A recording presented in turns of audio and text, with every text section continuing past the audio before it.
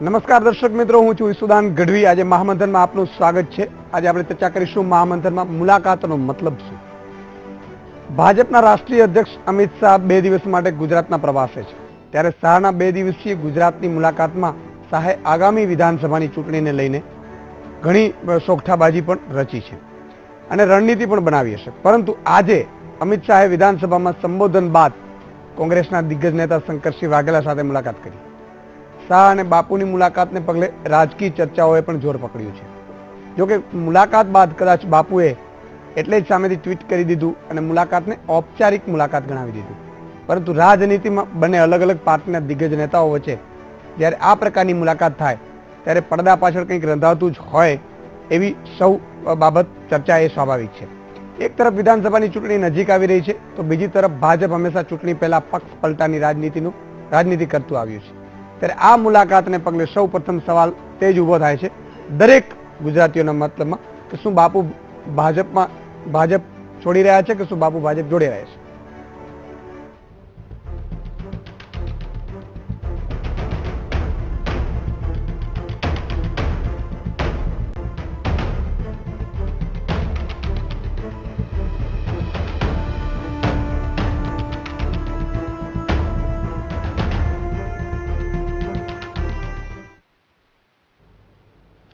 ગુજરાત વિધાનસભા ખાતે માનવ સાંકળ રચીને અમિત શાહનું ભવ્ય સ્વાગત કરાયું, જે બાદ ભાજપ અધ્યક્ષ અમિત શાહે વિપક્ષના નેતા શંકરસિંહ વાઘેલા સાથે તેની ચેમ્બરમાં મુલાકાત પણ કરી, જેને લઈને રાજકીય અટકળો પણ તેજ થઈ ગઈ। પરંતુ શંકરસિંહે સ્પષ્ટતા કરી છે કે આ મુલાકાત ઔપચારિક મુલાકાત હતી।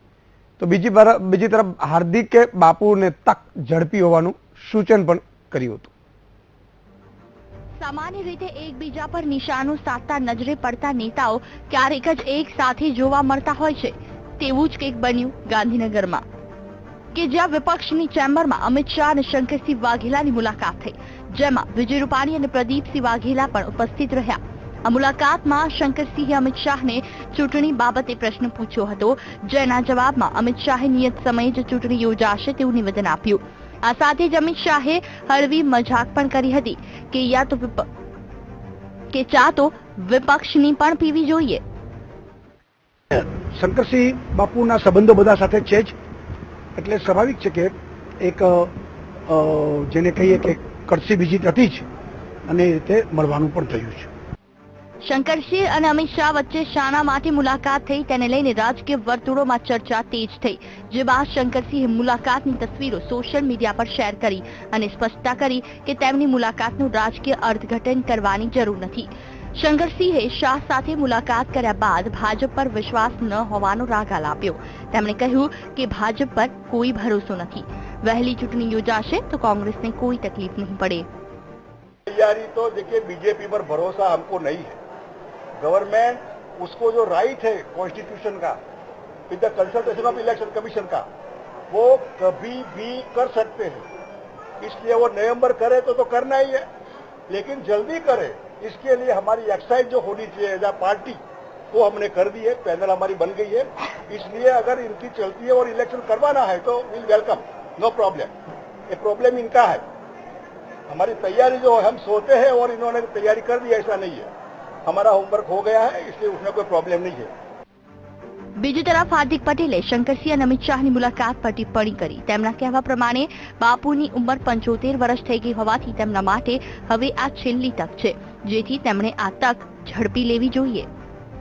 શંકરસિંહ બાપુના 75 વર્ષ થઈ ગયા છે અને આ વખતે નહીં તો ક્યારેય નહીં, એટલે સ્વાભાવિક છે કે જ્યાં મળે ત્યાં બેસવાનો પ્રયાસ થશે। શંકરસિંહ બાપુના 75 વર્ષ થઈ ગયા છે અને આ વખતે નહીં તો ક્યારેય નહીં, એટલે સ્વાભાવિક છે કે જ્યાં મળે ત્યાં બેસવાનો પ્રયાસ થશે। મહત્વનું છે કે ધારાસભ્ય તરીકે ગુજરાત વિધાનસભામાં હાજરી આપવા પહોંચેલા ભાજપ અધ્યક્ષ અમિત શાહનું ભવ્ય સ્વાગત કરાયું। મોટી સંખ્યામાં ઉમટેલા કાર્યકરો અને ધારાસભ્યોએ તેમને વધાવી લીધા અને માનવ સાંકળ રચીને તેમનું સ્વાગત કર્યું। જોકે શંકરસિંહ સાથેની તેમની મુલાકાતને લઈને રાજકીય વર્તુળોમાં ભારે ચર્ચા જાગી છે, પણ મુલાકાત એક ઔપચારિક મુલાકાત હતી। Bureau report, VTV news. તો દર્શક મિત્રો, જે રીતે ભાજપના રાષ્ટ્રીય અધ્યક્ષ અમિત શાહ અને શંકરસિંહ વાઘેલાની મુલાકાત ઔપચારિક હતી, સ્વાભાવિક છે કે ઔપચારિક હોઈ શકે છે તમામ નેતાઓ સાથેની। પરંતુ ગુજરાતના દરેક નાગરિકના મોઢે આ બાબત ચર્ચાતી હતી અને એટલા માટે જ આજે આપણે મહામંથનમાં આ મુદ્દો ડિબેટમાં લેવાનો પ્રયાસ પણ કર્યો છે. આ મુલાકાતનો મતલબ શું છે એ તમામ આપણે જાણવાનો પ્રયાસ કરીશું. આપણી સાથે 3 મહાનુભાવો મહામંથનમાં ચર્ચા કરવા માટે જોડાયા છે. કોંગ્રેસના નેતા વીરજી ઠુમર છે, ભાજપના નેતા હિતેશ પટેલ છે અને રાજકીય વિશ્લેષક મુકેશ ખટીક પણ આપણી સાથે જોડાયા છે. પહેલો પ્રશ્ન વીરજીભાઈ હું આપને કરવા માંગીશ કે જે રીતે બાપુ સાથે મુલાકાત થઈ, કોંગ્રેસના તમામ જગ્યાઓ કાર્યકર્તાઓ છે એમને પણ એક સવાલ ઉભો થયો કે મુલાકાતનો મતલબ શું છે? ભારતીય જનતા પાર્ટીએ હમણાં ખોટા સમાચારો જે વહેતા કર્યા છે કે અમારી સાથે કોંગ્રેસના આટલા ધારાસભ્યો જોડાઈ ગયા છે. એક પણ ધારાસભ્યને એમને કદાચ પ્રયાસ કર્યો હોય તો મચક મળી નહીં હોય એનું બની શકે. એટલે શંકરસિંહ વાઘેલાને ગઈકાલે અમિતભાઈ શાહે ફોન કર્યો કે બાપુ હું કાલે વિધાનસભામાં આવું છું ને આપની ઓફિસમાં હું ચા પીવા આવવાનો છું. બાપુએ કીધું વેલકમ. કોઈ પણ વ્યક્તિ સામેથી ચા પીવા માટેનું પૂછે, વિરોધ પક્ષના હોય કે આપણા એક દેશની પ્રણાલી રહી છે ને ગુજરાતની ખાસ પ્રણાલી રહી છે મહેમાનોને માન આપવું. એના ભાગરૂપે એમને માન આપ્યું છે અને કોઈ બીજી વિશેષ વાતો નથી. ભારતીય જનતા પાર્ટીમાં જોડાવા માટેનો કોઈ બાપુનો સવાલ પણ છે જ નહીં. પરંતુ ભારતીય જનતા પાર્ટીએ 20 ધારાસભ્યો જોડાય છે એવા ખોટા સમાચારો જે વહેતા કર્યા છે એના ભાગરૂપે કદાચ અમિતભાઈ ત્યાં મળવા ગયા હોય એવું બની શકે. બાપુએ પણ આનો જવાબ આપ્યો છે. ભારતીય જનતા પાર્ટીને મને તો એવું લાગે છે કે અમિતભાઈ શાહ ક્યારેય વિરોધ પક્ષમાં કામ કર્યું નથી, એટલે કદાચ વિરોધ પક્ષના નેતાની ચેમ્બર કેવી હોય એવું પણ જોવા ગયા હોય. કારણ કે આ વખતે એમને વિરોધ પક્ષે બેસવાનું નક્કી કર્યું છે ગુજરાતની પ્રજાએ. એવા સંજોગોમાં એમને એમ થયું કે કદાચ મારે મુખ્યમંત્રીની ચેમ્બરમાં જોવાનો મોકો ન મળે તો હું અત્યારથી જોઈ શકું તો પછી કહી શકાય કે વિરોધ પક્ષના નેતાની મેં અગાઉ પણ ચેમ્બર જોઈ છે. એટલે કદાચ એ ગયા હોય એવું મને લાગે છે. બાકી કોઈ બીજો એમાં તાત્પર્ય છે નહીં. શંકરસિંહ વાઘેલા ક્યારેય પણ ભારતીય જનતા પાર્ટીમાં જોડાવાના નથી. એને ત્યાં ભોગવી ચૂક્યો છે અને ખબર છે કે આ ભારતીય જનતા પાર્ટી એટલે જૂઠ બોલતી મોટા મોટી પાર્ટી છે અને હવે દેશની મોટા મોટી પાર્ટી બની છે એવું કહે છે. ત્યારે મોટા મોટું ફેંકું પાર્ટી અત્યારે ફેસ મીડિયા ઉપર જોઈએ કે ગૂગલ્સમાં પણ તપાસ કરીએ તો ફેક એટલે સીધા નરેન્દ્રભાઈ મોદી આવે છે, અમિતભાઈ શાહ આવે છે. એટલે આ ફેંકવા વાળી પાર્ટી કદાચ આવી ગમે તે વાતો કરે, પરંતુ શંકરસિંહ વાઘેલા કે કોંગ્રેસનો એક પણ વ્યક્તિ હવે ભારતીય જનતા પાર્ટીમાં જોડાવાનો નથી અને જે જોડાણા છે એની શું દશા થઈ છે એ પણ ભારતીય જનતા પાર્ટીના અમારા ગયેલા આગેવાનોની ખબર છે અને મળતા હોય છે એની ઉપરથી એમને ખ્યાલ આવ્યો છે. બિલકુલ. હિતેશભાઈ શું કહેશો? જીભાઈ કહે છે કે ભારતીય જનતા પાર્ટી આ રીતે ફેંકે છે કે જે કઈ વાત કરે છે, હું એવું માનું છું કે 1995 પછી ગુજરાતની જનતાએ જે રીતે ભારતીય જનતા પાર્ટીને પર વિશ્વાસ મૂક્યો છે અને સાથે સાથે ગુજરાતના વિકાસની ગથાને જે રીતે ભારતીય જનતા પાર્ટીના તમામ મુખ્યમંત્રીઓએ આગળ લઈ ગયા છે અને સતત તમે જુઓ કે 2002, 2007, 2012 આ બધી જ ચૂંટણીમાં ભારતીય જનતા પાર્ટીનો વિજય થયો છે. અને આ દરમિયાનમાં તમે જુઓ વીરજીભાઈ, માર્ક કરજો કે કોંગ્રેસે જેનું માન સન્માન નથી જાળવ્યું, કોંગ્રેસે જેની પોતાની લીડરશીપ જે હાઈકમાન્ડ કહી શકીએ એ હાઈકમાન્ડ પોતાના નેતાને પારખી નથી શકી. કોંગ્રેસની અંદર એટલી ગુરુબાજી છે. આ બધા પરિણામના હિસાબે કોંગ્રેસ છોડી અને સામેથી લોકો ભારતીય જનતા પાર્ટીમાં આવ્યા છે. ભારતીય જનતા પાર્ટી કોઈને એવું નથી કહેતી કે કોંગ્રેસ છોડીને અમારતા આવો, પણ જેને કોંગ્રેસે હંમેશા જાકારો આપ્યો છે અથવા કોંગ્રેસની હાઈકમાન્ડ ભારતીય જનતા પાર્ટીને શું જરૂર છે? કારણ કે એમની પાસે કાર્યકર્તાઓ નથી એવું છે.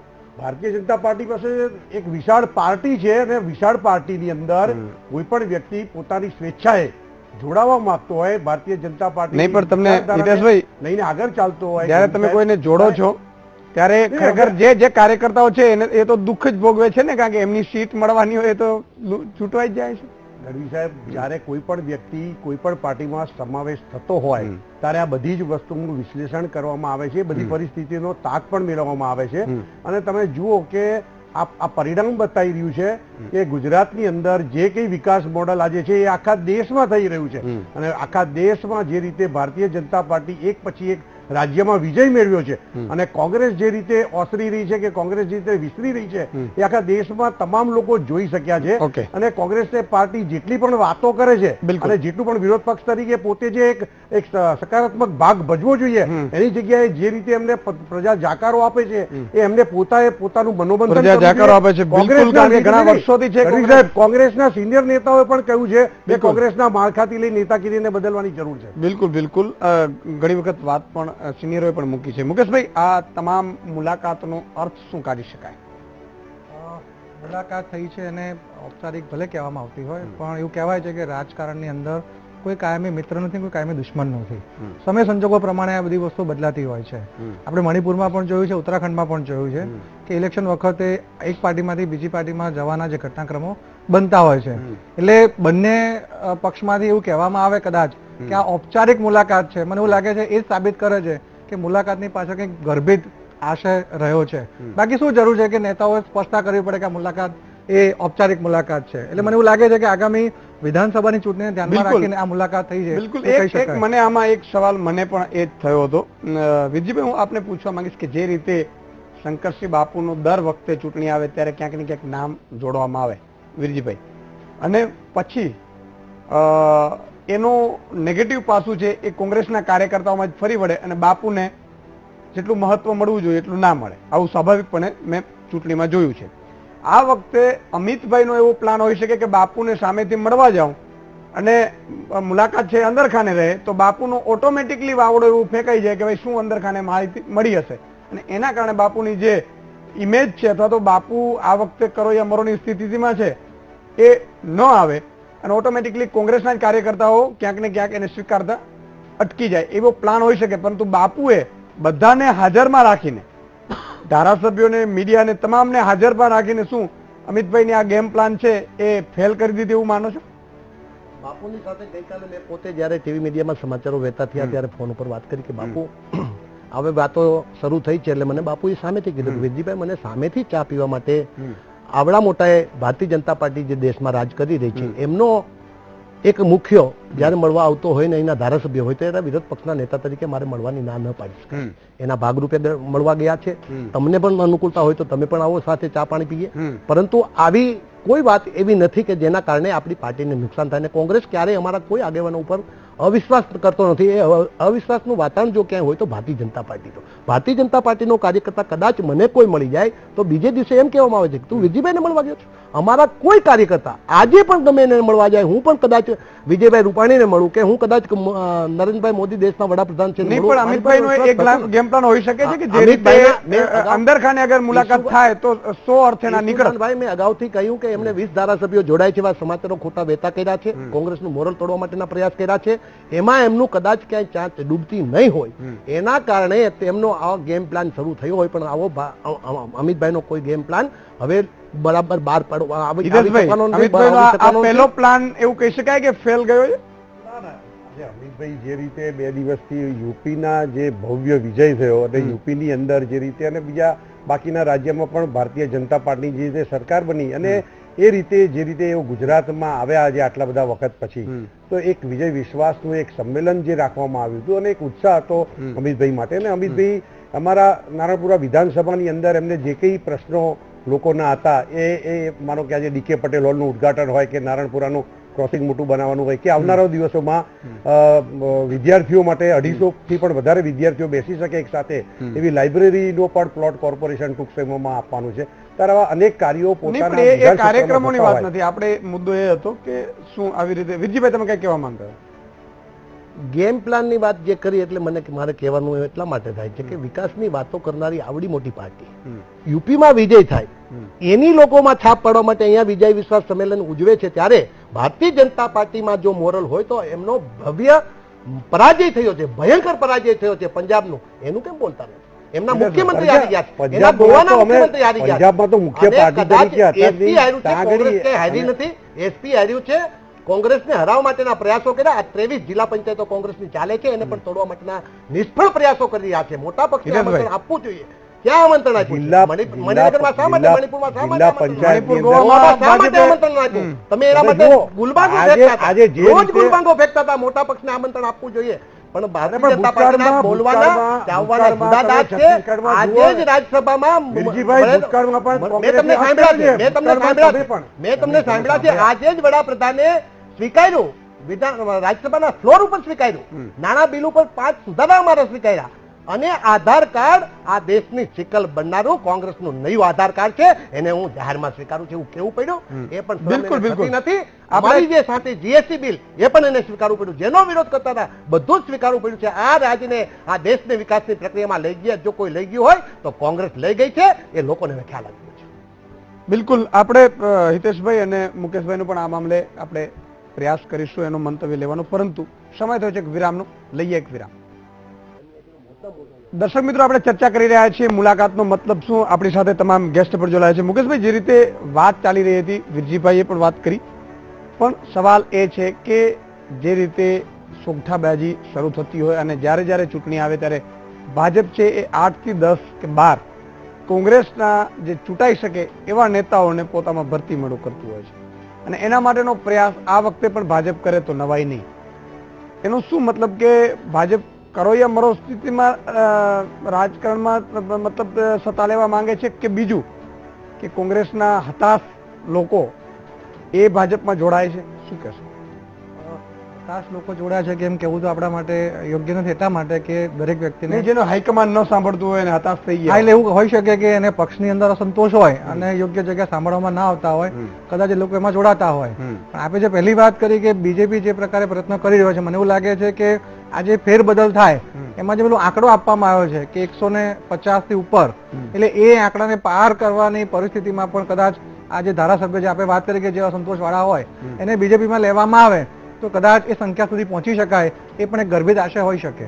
હિતેશભાઈ, શું જરૂર પડે છે ભાજપને આ દર વખતે કોંગ્રેસમાંથી લેવાની? કારણ કે ભાજપ પાસે સારા કાર્યકર્તાઓ નથી, અથવા તો કાર્યકર્તાઓમાં વિશ્વાસ નથી. ભારતીય જનતા પાર્ટીએ જ્યારે આંકડો આપ્યો છે અને જ્યારે રાજ્યના મુખ્યમંત્રી હતા નરેન્દ્રભાઈ, ત્યારે પણ ભારતીય જનતા પાર્ટી 127 સીટ જીતી છે. આજે નરેન્દ્રભાઈ દેશના વડાપ્રધાન છે. ગુજરાતના વિકાસની કથાને અને ગુજરાતને જ્યારે પણ જરૂર પડી છે તો ગુજરાતના જે કંઈ કાર્યો છે, ગુજરાતના સામાન્યમાં સામાન્ય માણસ હોય, નર્મદાનો પ્રોજેક્ટ હોય કે ગુજરાતને આર્થિક ભંડોળ ઊભું કરીને આપવાનું, આ તમામ પ્રયત્નોમાં નરેન્દ્રભાઈ અત્યારે અગ્રેસર રહ્યા છે અને વખો વખત ગુજરાતની મુલાકાતે આવે છે અને વિકાસના કાર્યને તેઓ પોતે પણ સારી રીતે નિહાળી શકે છે.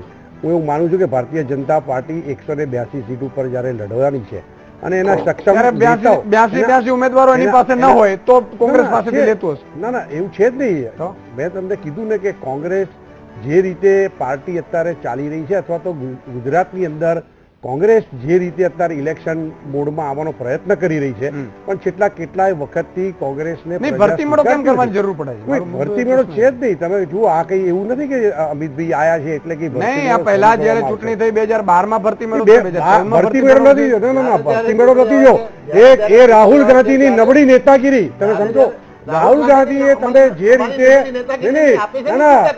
નરહરી અમીન જેવા વ્યક્તિને પણ રાહુલ ગાંધી ના ઓળખી શકતા હોય અને નરહરી અમીનના કહે જો બાકીના બધાને ટિકિટ આપી શકતા હોય, અને એવા વખતને જયારે નિર્ણયો કોંગ્રેસ આવી લેતી હોય, કોંગ્રેસ નેતાઓ છે અને પાંચેય નેતા જુદી રીતે ચાલતા હોય છે અને એ નેતાઓ પોતાના વ્યક્તિઓને જયારે ટિકિટ આપતા હોય છે, એ પરિસ્થિતિનું નિર્માણ ભારતીય જનતા પાર્ટીમાં થવાનું નથી. સવાલ લાખનો જેટલા માટે કે કોંગ્રેસ છે એ પોતાના સાચવી નથી શકતી, એ પણ સવાલ એટલા માટે ઉપસ્થિત થાય છે કે સારા વ્યક્તિઓ કોંગ્રેસમાંથી દર ચૂંટણીએ જાય છે અને કોંગ્રેસ એને રોકી નથી શકતી. કોંગ્રેસની નાની મોટી આવી ભૂલો થતી હશે, હું સ્વીકારું છું. નરહરીભાઈ જયારે ભારતીય જનતા પાર્ટીમાં જોડાણા ત્યારે મને દુઃખ થયું છે, મને પોતાની વ્યક્તિગત દુઃખ થયું છે, સ્વીકાર મને વાંધો નથી, મારા નેતા પણ મને કોઈ ગરમ થવાનો નથી. એમની છેલ્લી મિટિંગમાં હું પોતે હાજર હતો. નરહરીભાઈની જયારે છેલ્લી મિટિંગ અહીંયા બોલાવવામાં આવી ત્યારે કારગિલ પંપ પાસે ત્યારે હું પોતે હાજર હતો. મેં નરહરીભાઈને કીધું કે તમને ટિકિટ નથી મળતી, પરંતુ એનાથી નિરાશ નહીં થતો. હું તો સંસદ સભ્ય હતો. 12 સંસદ સભ્યો જયારે ચૂંટાણા ત્યારે ફરી વખત 2009માં મને ચૂંટણી ટિકિટ પાર્ટીએ ન આપી, છતાં પણ મેં પાર્ટી છોડી નથી. તમે આમાંથી નિરાશ નહીં થાવ, એક સમય આપણો આવવાનો છે. પરંતુ હવે નરહરીભાઈ કેવા સંજોગોમાં ઘણા બધા લોકોએ છોડ્યું છે અને બીજા લોકોએ છોડ્યું છે અને નરહરીભાઈ છોડ્યું છે.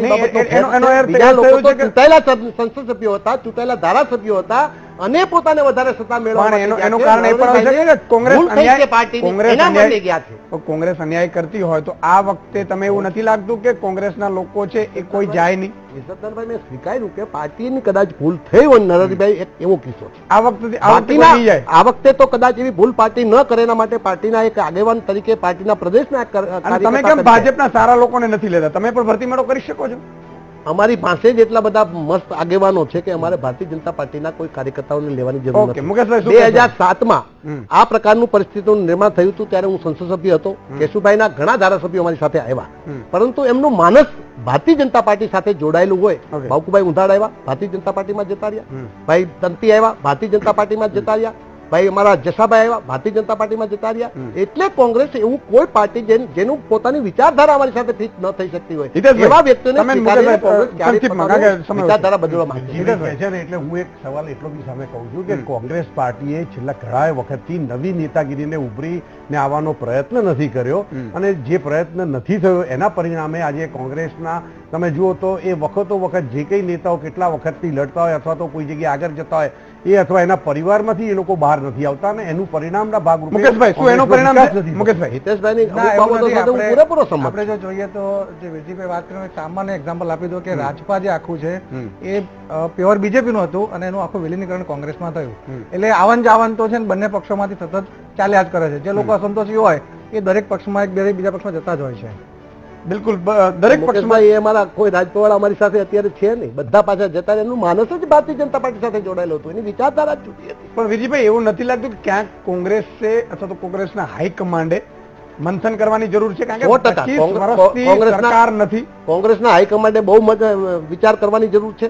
હું સ્વીકારું છું એક પ્રદેશના આગેવાન તરીકે, કિસાન સેલના પ્રદેશ અધ્યક્ષ તરીકે પણ સ્વીકારું છું કે કોંગ્રેસ એમના જે સાચા કાર્યકર્તાઓ છે, કોંગ્રેસ એમની વિચારધારા સાથે જોડાયેલા આગેવાનો છે, એમને માટે જરૂર વિચારવું જોઈએ. કદાચ એ તે પોતે જીતી ન શકે હોય તેમ તો તેની સાથે ચર્ચાઓ કરીને પણ વાતો કરવી જોઈએ, પરંતુ કોંગ્રેસ એની સાથે ચર્ચાઓ નથી કરતી, એના કારણે આવું પરિસ્થિતિનું નિર્માણ થાય છે. એમાં કોંગ્રેસ 100% ધ્યાન આપશે. પણ મને અહીંયા ખાતરી પણ આપવામાં આવી છે. આ બાબતની રાહુલ ગાંધી સાથે પણ ચર્ચા કરી છે, ઓકે. શ્રીમતી સોનિયાજી એટલે આ વખતે આપણે આશા રાખીએ. હિતેશભાઈ, હેમંતભાઈ સાથે પણ આ બાબતની વિરજીભાઈ જે ચર્ચાઓ કે છે અહીંયા કદાચ તમે કીધું એમ સમ છે, બધું છે, પણ હાઈકમાન્ડની અંદર જે નેતાઓ બેઠા છે, જ્યાં સુધી એમનું માનસ નહીં ફેર કરો તમે, જ્યાં સુધી એ લીડરશીપને નહીં બદલો, ત્યાં સુધી કોંગ્રેસ આ રીતે જ ભારતમાં ચાલવાનું. બિલકુલ હિતેશભાઈની બિલકુલ સલાહ હું સ્વીકારું છું. સમયનો અભાવ છે. વીરજીભાઈ, હિતેશભાઈ અને મુકેશભાઈ ત્રણેયનો ખૂબ ખૂબ આભાર મહામંથનમાં. દર્શક મિત્રો, જે રીતે વાત છે મુલાકાતના, જે રીતે આપણે પાસા અજમાવ્યા, અને એક વસ્તુ સ્પષ્ટપણે લાગી રહી છે, ક્યાંક ને ક્યાંક આ મુલાકાતનો રાજકીય પણ લાભ ખાટવાનો પ્રયાસ હોય, પરંતુ કોઈએ ખાટવા દીધો તો કોઈએ ન ખાટી શકે એવું પણ હોઈ શકે છે. બીજી તરફ કોંગ્રેસ દર વખતે જે નબળી પડે છે, આ વખતે કોંગ્રેસના ફરીથી ભાજપમાં ઉમેદવારો કેટલાક જાય, મોરલ ડાઉન થાય એવો પ્રયાસ પણ થાય, ત્યારે કોંગ્રેસ પાર્ટીએ પણ મંથન કરવાની જરૂર છે, હાઈકમાન્ડને પણ મંથન કરવાની જરૂર છે. અને સવાલ એ છે કે ભાજપ કે કોંગ્રેસ, બંને પાર્ટીઓએ પોતાની નીતિઓ છે એ ચૂંટણીમાં જનતાને લક્ષી નીતિઓ અપનાવે એવી તમામ જનતાની પણ માંગ છે. આજે બસ આટલું જ. ફરીથી આવતીકાલે નવા વિષય, નવા મહેમાનો સાથે મળીશું. ત્યાં સુધી મને રજા આપો. તમે જોતા રહો વીટીવી ન્યૂઝ. નમસ્કાર.